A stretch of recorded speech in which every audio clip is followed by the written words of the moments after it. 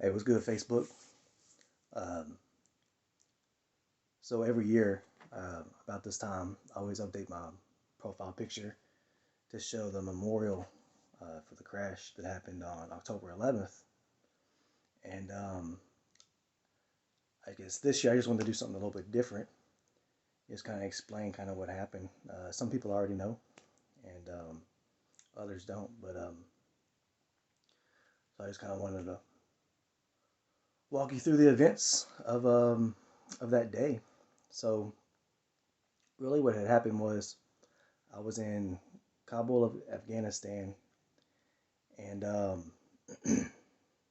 I just gotten off work, and I was back in my room, and our room is basically like a shipping container, just a big metal shipping container, and they stacked a bunch of them together, and that's where we stayed at. So I was in my room, I was laying on my bed. I already kicked off my shoes for the day, just playing on my phone, looking at Facebook, and I heard this loud, like screeching noise, uh, like like something had hit like the pavement basically, and just kind of made like a screeching noise. And leading up until this point, there had been a lot of attacks in and around the city. Nothing directly on our camp. Up until that point, I'd been there. It was my last week actually in Afghanistan, and I was going home that following weekend, or going to make the journey to start going home. And there was attacks at different camps throughout the city and other bases, but nothing directly where I was at up until that point. So when I heard it, I figured, it was just like an IDF. It was an attack of some sort. Um, and whenever there's a boom or a loud crash, um, you'd always hear the impact before you would hear the alarm go off. So when the screeches happened, the loud banging hitting the concrete happened. I started putting on my shoes because I knew the alarms were about to go off. And with my job being PSD at the time, my primary role was to ensure the general, the Air Force general there was safe. So I was already getting my stuff ready to go to his office to make sure he was okay. So I'm putting on my shoes. I'm grabbing my keys. My phone rings. Chris calls me. Uh, she's a member of my team, and she's crying. She's hysterical. I could barely understand what she's saying, but basically she was saying there had been a crash, and not to come outside, and and that's pretty much about all I could make out what she was saying. I asked her if she was safe. I asked her where she was at, and she said she was going to see the general because that was our job. And I told her when she gets there, stay there. I'll be there in a second. So we hang up. I grab my 9 mil, and by this time, the alarms are kicking off. Lights are flashing everywhere on the camp, and the loud giant voice is on. Um, so when you leave my room, you enter like a little breezeway because there's like I said, there's shipping containers. So there's shipping containers on this side, shipping containers on the other side. On top of us, I'm on the first floor. So when you go outside, there's a breezeway. You can either go right or you can go left. um, there's a whole bunch of commotion outside my door. I can't really see anything. There's no windows. The only window we have in our shipping container is right next to a huge, we call them T-walls. It's basically like a thick piece of concrete about 15 feet tall, and it's supposed to prevent, shrapnel or any type of attack, just whatever from from the blast. If it was to hit, it would protect our rooms. So I couldn't see anything outside. All I could hear is the commotion. I'm at a NATO base, so there's about 40 different nations there. Lots of locals are there. There's a bazaar, which is like a little strip mall type place. So there's Afghan families, women and men and whatnot, and all I can hear is them hollering, and hollering and screaming. So I don't know what they're saying. I don't speak the local dialect or anything like that. I only know a few words, and they were panicking. So I don't know what's going on outside my door. So I draw my nine. We always carry on red. I was locked and loaded, ready to go. Went outside my door, cleared my little area, and started making my way down to where all the commotion was, because that's the way to the boss's office anyway. So people are running in through the breezeway. They're running in their doors. The giant voices going off saying, "No, seek shelter, take cover." Um, when I get to the end of the breezeway, there's it's not really so much smoke. It's just a bunch of like dust, like a big cloud of dust everywhere. And there's like a ledge where you walk down to go to like floor level, I guess, like on the ground outside. Um, well, right beside that, there's like concrete barriers. So I kind of hop up on the concrete barrier to get up top to get a better vantage point of what I'm looking at. And then that's when I see the helicopter basically right outside, like right there. And so there was a helicopter crash, obviously, and a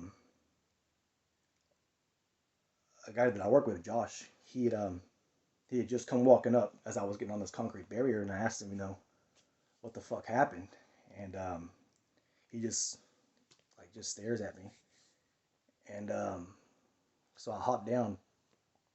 Everyone's kind of in disbelief at this point, not really sure what to make of everything. Um, there's jet fuel everywhere. The whole ground is soaked in jet fuel, and somebody said something to the effect that there's people on board. Josh said he wanted to help, and he had his M4 with him. I left my M4 in the office, so I didn't have my M4 with me, so I took his.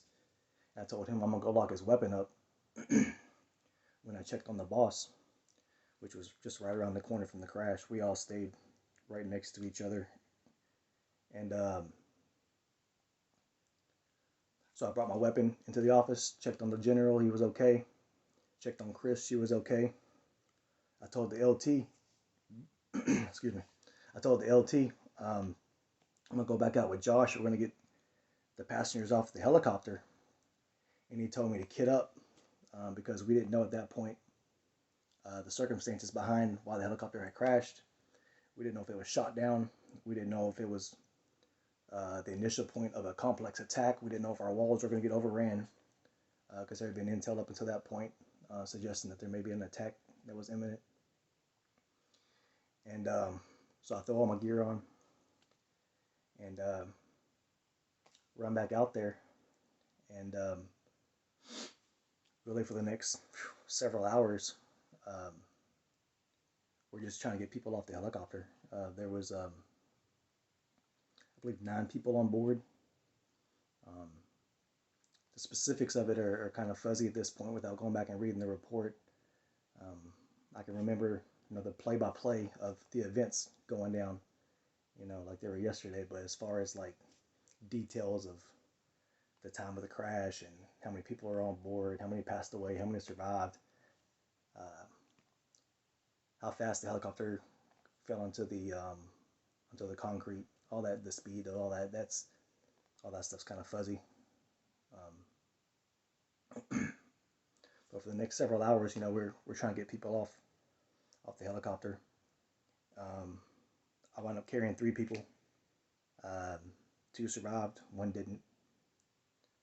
Um, from the helicopter, from the crash site, about 50, 75 meters up the street is where we had the clinic. We didn't have a hospital on base because there was not enough room for anything like that. So we had like a little clinic, and so I was helping once the patients were carried to the clinic. I would help stabilize them. Um, they they were giving me scissors. We were cutting off clothes. Um, I was helping stabilize the neck and head area so they could shove, you know, tubes down the patient's necks so they can help them breathe. Um,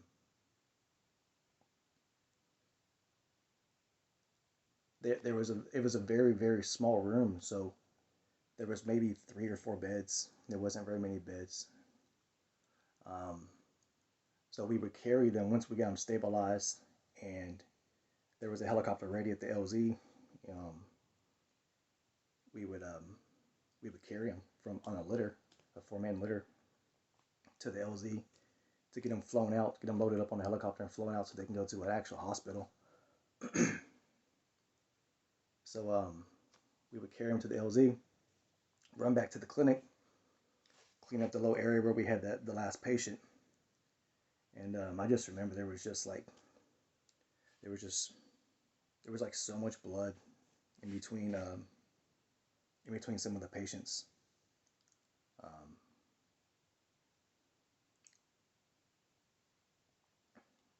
we would get the area all cleaned up, um, bring another patient in, um, dress whatever wounds we could find. Um, one of the patients we wrapped them up in like a black bag, almost like a body bag, because there was so much damage, and we didn't want them to lose, I don't know, lose more blood or have his wounds get more dirty than they already were. Um, I'm not a medic by any stretch.